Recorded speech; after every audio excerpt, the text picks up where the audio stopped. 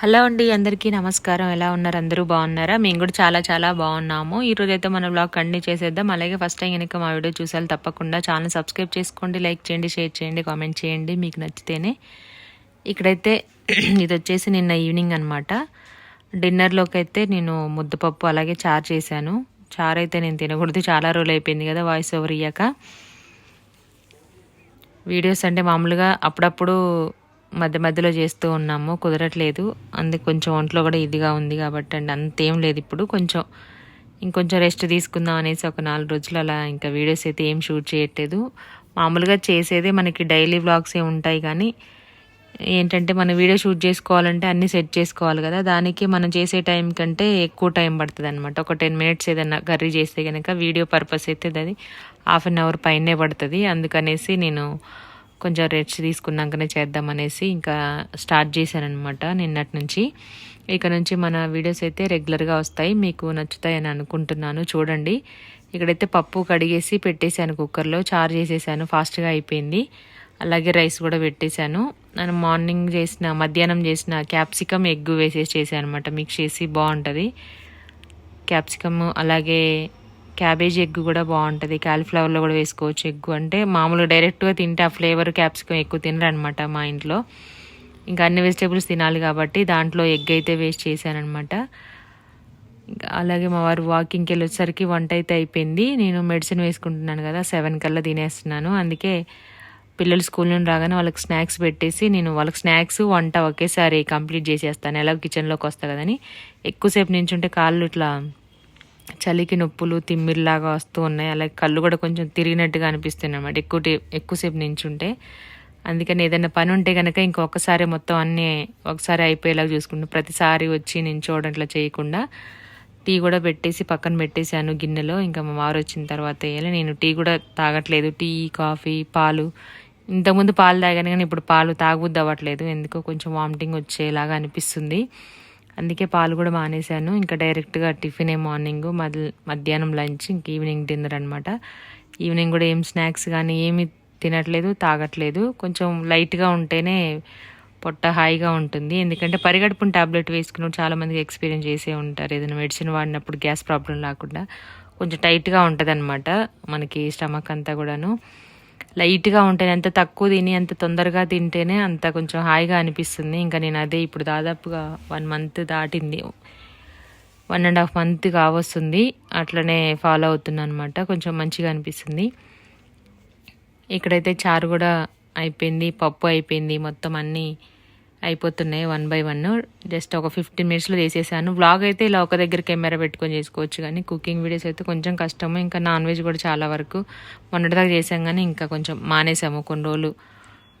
అంటే ఒక 15 డేస్ అలాగా డే బై డే కుక్ చేసుకొని ఆ తర్వాత నార్మల్ డేస్లో 15 డేస్ మొత్తం అంతా వెజ్జే తిన్నామని. పిల్లలకైతే కావాలంటే అప్పుడప్పుడు పెడుతున్నాం, వాళ్ళు బాగానే ఉన్నారు. అంటే పిల్లలు కాబట్టి వాళ్ళకి ఏదైనా కొంచెం డైజెషన్ అవుతుంది. మెడిసిన్ వాడినప్పుడు కొంచెం ఇదిగా ఉంటుంది డైజెషన్ ప్రాబ్లం, అందుకే కొంచెం తక్కువగా తీసుకుంటున్నాను అనమాట. ఇంకా తర్వాత అంతా సెట్ అయిన తర్వాత రెగ్యులర్గా అన్ని ఛానల్స్లో వీడియోస్ అయితే పోస్ట్ చేస్తాము. చూడండి, చాలామంది మిస్ అవుతున్నాము, వీక్ ఎలా ఉందని ఈరోజు పెట్టిన వీడియోలో కూడా అడిగారు మా పల్లె వంట ఛానల్లో. ఇప్పుడైతే నాకు బాగానే ఉందండి. కాకపోతే ఇంకా కొంచెం చలి తగ్గితే కొంచెం బెటర్ అవుతుంది అనుకుంటా. ఇట్లా ఇన్ఫెక్షన్ వచ్చిన వాళ్ళకి కొంచెం వర్షాకాలం, చలికాలం ఎంత జాగ్రత్తగా ఉన్నా సరే కొంచెం తేడాగానే ఉంటుంది, అంత ఫ్రీగా ఉండదు. సమ్మర్ అయితే కనుక ఇంకా హాయిగా ఉంటుంది. సమ్మర్లో కూడా ఏసీ పడుతుందో లేదో చూడాలి, పడకపోతే ఇంకా అవాయిడ్ చేసేయడమే.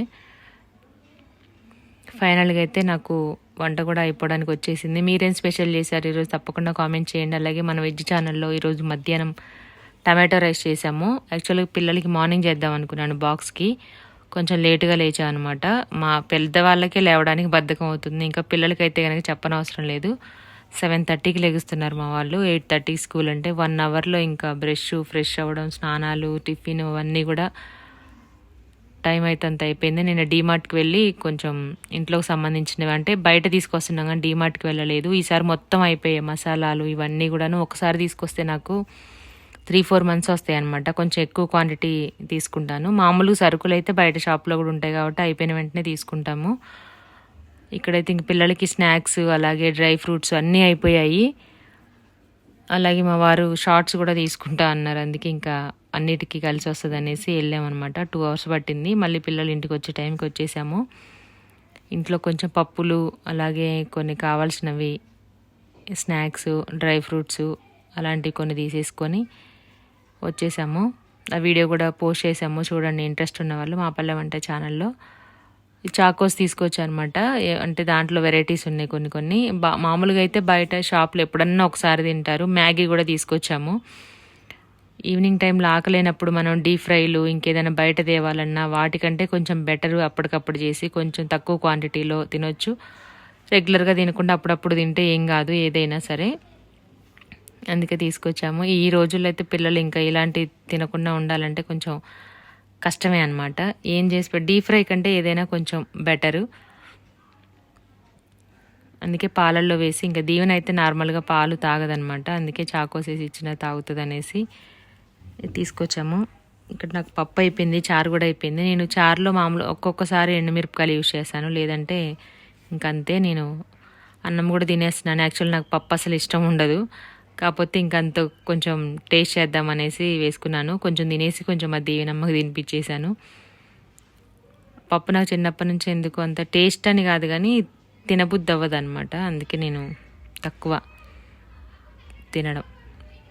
ఇక్కడ వచ్చేసి మొన్న చేసిన మెంతికూర, టమాటో అలాగే పాలకూర.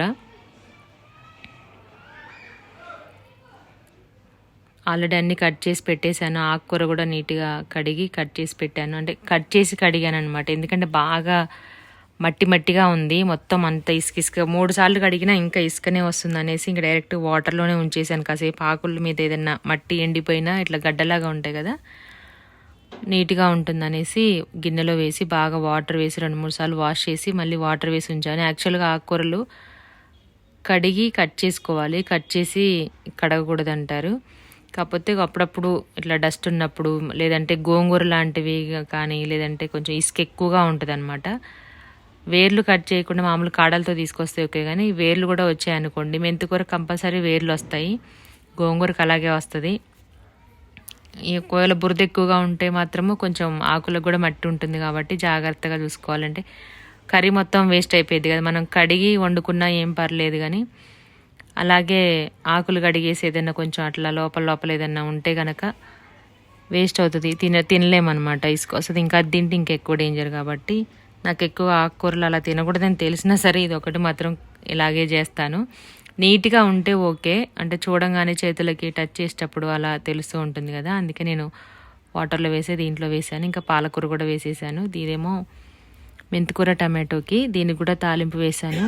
ఎక్కువ మసాలాలు ఏమి యూజ్ చేయలేదు, ఆకుకూరలు కాబట్టి లైట్గా ఉప్పు కారం వేసి చేశాను. మెంతికూర ఆలు బాగుంటుంది, మెంతికూర ఆలు కాంబినేషన్ చాలా బాగుంటుంది.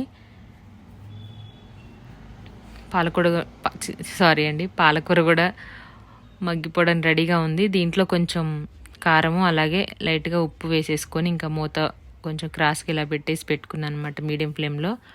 వాటర్ అంతా మగ్గేంత వరకు ఉంచితే కూర మొత్తం కలరు చేంజ్ అయిపోయింది మనకి. బాగా గ్రీన్గానే ఉండాలి ఆకుకూర. ఇప్పుడు బాగా డార్క్ కలర్, మూత ఎక్కువ పెట్టేసామనుకోండి డార్క్ కలర్ వచ్చేస్తాయి అనమాట. ఒక 1/2 స్పూను కారము, 1/2 స్పూను సాల్ట్ వేసాను, తక్కువగానే వేసాను. కర్రీ ఎక్కువగా తినొచ్చు కదా, అలాంటప్పుడు సాల్ట్ వేస్తే ఆటోమేటిక్ వాటర్ ఎక్కువగా వస్తుంది. కొంతమంది నీళ్ళుగా ఉంటేనే ఇష్టపడతారు. టమాటో ఎక్కువ పాలకూరలో వేసి అసలు వండొద్దంటారు. అయినా మా ఇంట్లో తినరు కాబట్టి నేను ఎప్పుడు ట్రై చేయను, ఎప్పుడైనా ఒకసారి. ఇంకా మెంతికూర టమాటో కూడా అయిపోయింది. దీంట్లో కూడా కొంచెం ఉప్పు కారం యాడ్ చేసుకొని సిమ్లో పెట్టేసి ఒక 2-3 మినిట్స్ ఉంచేసుకున్నామంటే కర్రీ రెడీ అయిపోతుంది. ఇప్పుడు సిమ్లో పెట్టేసుకొని మగ్గిన తర్వాత ఆఫ్ చేసుకోవాలి.